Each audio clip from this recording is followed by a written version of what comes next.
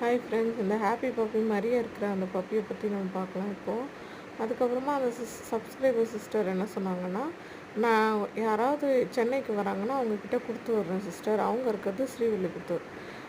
எனக்கும் போக முடியாது, அவங்களுக்கும் வர முடியாது. எனக்கும் எங்கள் வீட்டில் அம்மாவுக்கு உடம்பு சரியில்லை, அவங்களும் ஏதோ அவங்களுக்கு உடம்பு சரியில்லைன்னு சொல்லிட்டு இருந்தாங்க. சரி, இவள் வருவான்னு சொல்லிட்டு நைட்டெல்லாம் நாங்கள் ஆசையாக வெயிட் பண்ணுறோம். காலையில் ஆனது ஏதாவது அவங்க சொல்லுவாங்க அப்படின்னு சொல்லிட்டு. அப்புறம் பார்த்தா அவங்க சொன்னாங்க, ம இது வந்து வெளியே போய்க்கிட்டே இருந்துச்சாம். வெளியே போயிட்டே இருக்குது. திருப்பி அவங்க ஏதாவது பண்ணிடுவாங்க. நான் இங்கே சென்னை கொடுத்து விடுற வரைக்கும் அது உயிரோடு இல்லைன்னா என்ன பண்ணுறதுன்னு சொல்லிட்டு இவங்க பயந்துட்டு என்ன பண்ணியிருக்காங்க, இதுக்கு முன்னாடி ஒரு வீட்டில் இருந்திருக்காங்க. அங்கே பக்கத்தில் ஒருத்தவங்க இங்கே ஸ்ட்ரீட் பப்பீஸ் எல்லாம் ரொம்ப பாசமாக பார்த்துப்பாங்களாம். அவங்களுக்கு ஃபோன் பண்ணி கேட்டு காலையில் மார்னிங் கொண்டு போய் அவங்க வீட்டில் விட்டுருக்காங்க. இப்போ